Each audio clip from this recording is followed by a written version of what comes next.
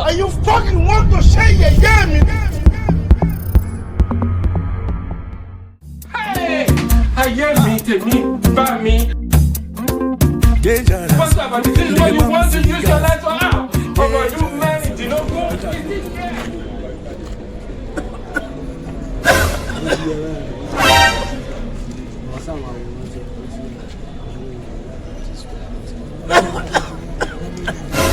Irú ọmọ wo wá rèé torí Ọlọ́run mo lè jìyà lórí àwọn ọmọ yìí o.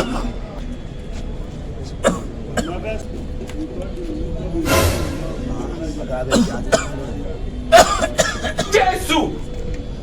Ọjọ́ nígbà kí ló ṣe ẹ̀ fún ọ̀gá ẹ̀kọ́ bí orin ní kí ní báyìí kó kúkú